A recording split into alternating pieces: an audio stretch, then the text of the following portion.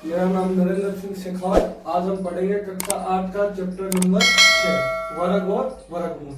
निम्नलिखित संख्याओं के वर्गों के इकाई के अंक क्या होंगे। सबसे पहली बात तो हम समझते हैं वर्ग क्या होता है। वर्ग वह संख्या होती है जिस संख्या को उसी से गुणा करने पर वर्ग प्राप्त होता है। जैसे एक का वर्ग, एक का वर्ग का मतलब हो गया एक को एक से गुणा करने पर जो संख्या प्राप्त होती है वो किसका वर्ग हो गया, एक का वर्ग। इसी प्रकार दो का वर्ग, तो दो को किससे गुणा करेंगे, दो से कितना आएगा, चार। अब इसे अपन गणित में लिखें तो कैसे लिखेंगे,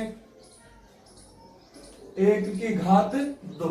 इसी प्रकार दो का वर्ग में दो की घात दो, तीन का वर्ग तो 9, चार का वर्ग 16, पांच का वर्ग 25, 6 का वर्ग 36, 7 का वर्ग 49, इधर लिख देता हूं, 8 का वर्ग 64, 9 का वर्ग 81 और 10 का वर्ग 100।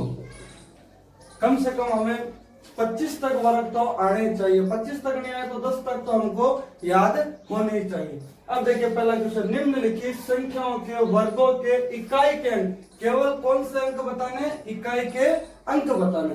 सीधा सा तरीका है, जितनी भी संख्याएं दे रखी है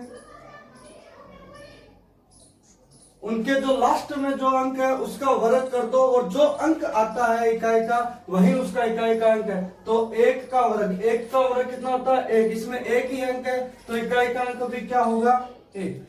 इसी प्रकार 272 में इकाई का अंक पूछा है तो 272 में लास्ट अंक का वर्ग करो, दो।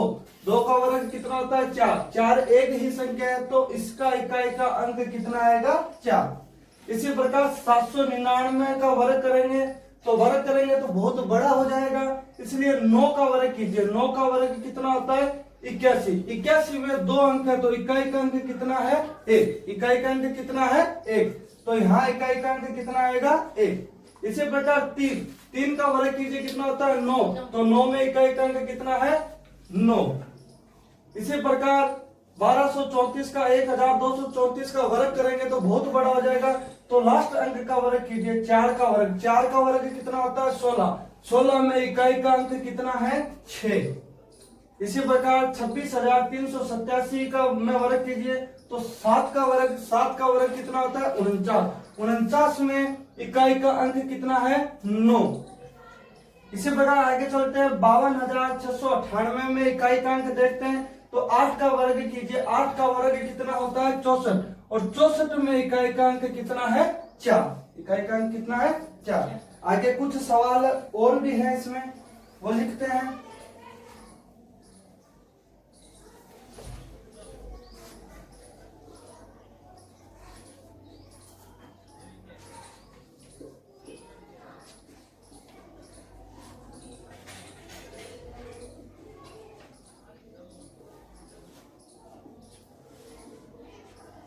सात हो गए, ये 8 नंबर, ये 9 नंबर और ये 10 नंबर। जो पीछे किया था वैसे का वैसे ऐसे। लास्ट में कितना है, 0।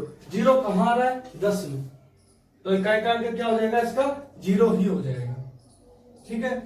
6 का वर्ग कितना होता है, 36। 36 में इकाई का अंक कितना है, 6। तो इसका इकाई का अंक कितना हो जाएगा, 6। इसी प्रकार 5 का वर्ग कितना होता है, 25। 5 और किसी में भी नहीं आ रहा है तो इकाई का अंक कितना हो जाएगा। क्वेश्चन नंबर 2, निम्नलिखित संख्याएं स्पष्ट रूप से पूर्ण वर्ग संख्याएं नहीं है, इसका कारण दीजिए। 1057।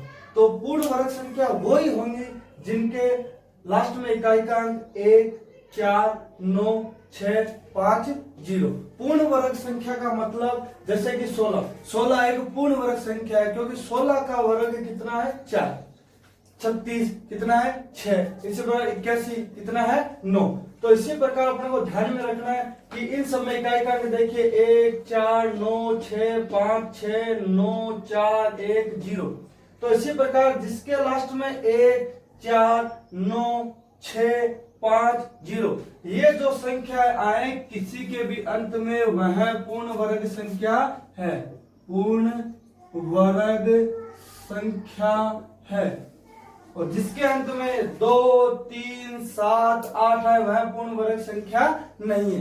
एक बात विशेष ध्यान रखना, अगर विषम संख्या में 0 आए तो वो भी पूर्ण वर्ग संख्याएं नहीं है। इसी प्रकार आप देखते हैं यहाँ पे 1057, तो इकाई का अंक कितना है 7, तो 7 देखिए यहाँ 2, 3, 7, 8 जहां जहां आता है इकाई का अंक वह पूर्ण वर्ग संख्या नहीं होती है। तो इसमें कारण लिखेंगे यह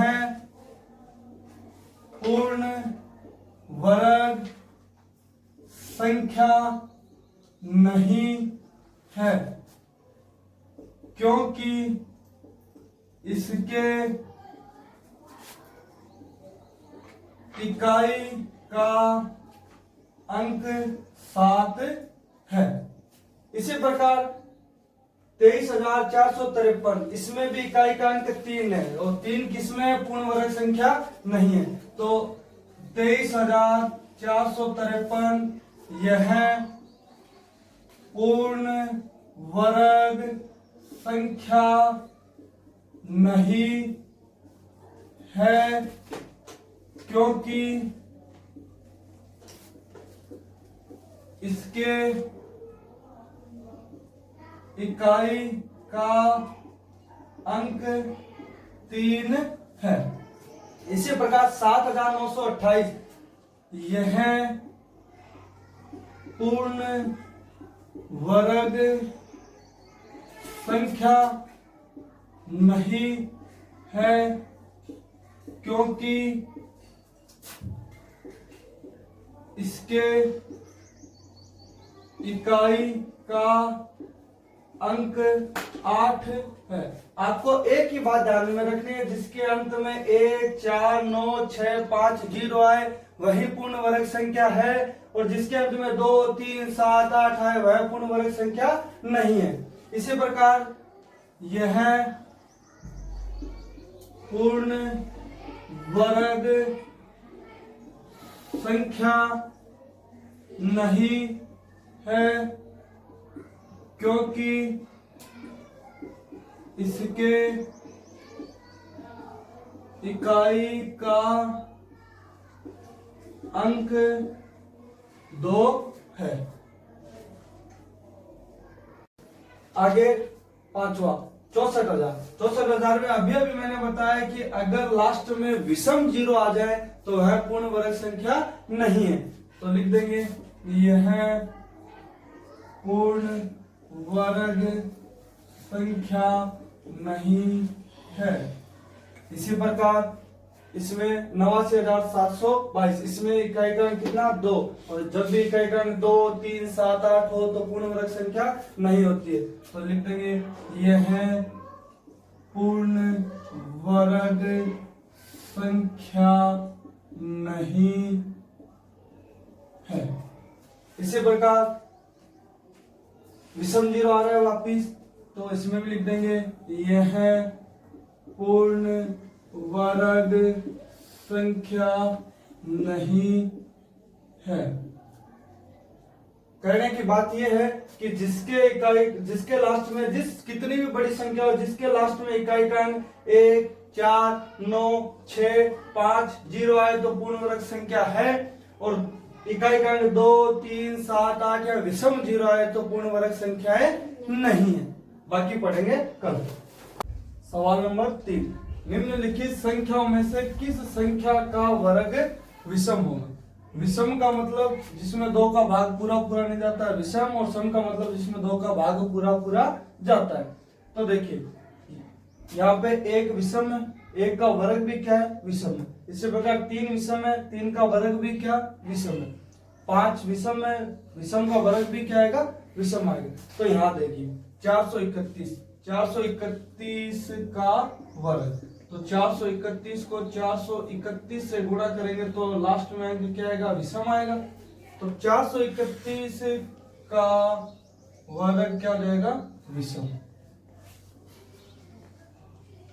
इसी प्रकार 2826 लास्ट में क्या है 6 का वर्ग करो, 6 का वर्ग कितना होता है 36, जो कि क्या है सम, क्या है सम। तो का वर्ग सम होगा। इसी प्रकार 7,700 79। 9 का वर्ग क्या होता है? विषम। तो इस पूरे का वर्ग भी क्या होगा? विषम का वर्ग विषम होगा।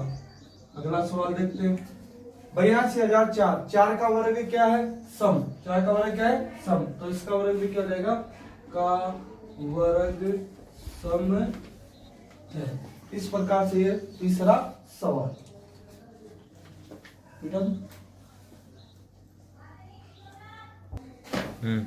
देखिए चौथा सवाल। निम्न प्रतिरूप का अवलोकन कीजिए और रिक्त स्थान भरिए। अवलोकन का मतलब इसको ध्यान से देखिए। देखिए यहाँ 11 का वर्ग कितना है? 121। इसी प्रकार किसका वर्ग किया इसने? 101 का वर्ग किया तो 10201। इसी प्रकार आगे इसने क्या? 1001 का वर्ग। तो एक चीज ध्यान से देखिए, यहाँ कितने जीरो थे? 1। दोनों के बीच में कितने जीरो है? 1 जीरो है।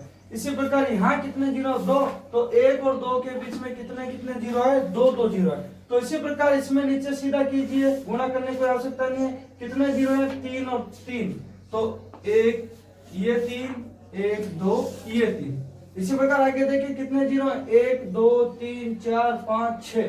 तो 1 2 3 4 5 6, 1 2 3 4 5 6। इनको गुणा करने की कोई आवश्यकता नहीं है। यहाँ किसका वर्ग था? 11 का। फिर किसका किया? 101 का। तो ये जीरो बढ़े, जैसे जैसे जीरो बढ़े वैसे वैसे बढ़ा दो। अगला सवाल देखिए। दिए गए प्रतिरूप का उपयोग करते हुए लुप्त संख्याओं को प्राप्त कीजिए। देखिए 1 का स्क्वायर प्लस 2 का स्क्वायर प्लस 2 का स्क्वायर बराबर किसके? 3 के स्क्वायर। कहने का मतलब ये दोनों पक्ष क्या है? कैसे है? बराबर है। कैसे बराबर? देखिए यहाँ करते हैं। देखिए 1 का स्क्वायर कितना होता है? 1। 2 का स्क्वायर कितना होता है? 4। 2 का स्क्वायर कितना होता है? 4। और 3 का स्क्वायर कितना होता है? 9। तो जोड़ो 4 और 4 8 और कितने हो गए? 9। 9 बराबर 9। मतलब ये सारे पद आपस में क्या है? बराबर है। देखिए आगे इसी प्रकार देखिए 2 का स्क्वायर प्लस 3 का स्क्वायर प्लस 6 के स्क्वायर को जोड़ोगे तो 7 का स्क्वायर आएगा। अब देखिए एक बात और देखिए, 1 को 2 से गुणा किया तो 2 एकम 2। इसी प्रकार 2 को 3 से गुणा किया तो 3 दूनी 6। 3 को 4 से गुणा किया तो 3 चौक 12। इसी प्रकार यहाँ देखिए 4 को 5 से गुणा करेंगे तो 5 चौक 20। तो किसका स्क्वायर आएगा इस खाली स्थान में? 20 का स्क्वायर। इसी प्रकार यहाँ ऐसी संख्या लाओ कि इन दोनों को गुणा करने पर 30 आ जाए। तो देखिए 5 को 6 से गुणा करते हैं तो कितना होता है? 30। क्योंकि 6 पर जो कितना होता है? 30। आगे देखिए सेम वही बात, 5 को 6 से गुणा किया कितना है? 30। तो यहाँ 6 को किससे गुणा करेंगे? 7 से। तो किसका स्क्वायर आएगा? 42। अब देखिए एक खाली स्थान और बच गया अपने पास, एक और बच गया। देखिए 2 से 1 अधिक कितना हो गया? 3। 6 से 1 अधिक कितना हो गया? 7। 12 से 1 अधिक कितना हो गया? 13। 20 से 1 अधिक कितना हो गया? 21। 30 से 1 अधिक कितना हो गया? 31। तो इसी प्रकार 42 से 1 अधिक कितना हो जाएगा? 43। तो यहाँ किसका स्क्वायर आएगा? 43 का स्क्वायर आएगा। अगला सवाल देखिए, योग संक्रिया किए बिना योगफल कीजिए। तो अपने को योगफल करना 1 + 3 + 7 5 + 7 + 9। ये तो मान लो छोटी संख्या योग हो जाएगा, लेकिन देखो नीचे बड़ी है फिर इससे बड़ी संख्या। तो जब विषम संख्या होती है तो उसका वर्गमूल भी क्या होता है? विषम होता है। लेकिन विषम संख्याओं को जोड़ने का नियम है, जितनी संख्या है उतनों का ही क्या कर दो? वर्ग कर दो गिनकर।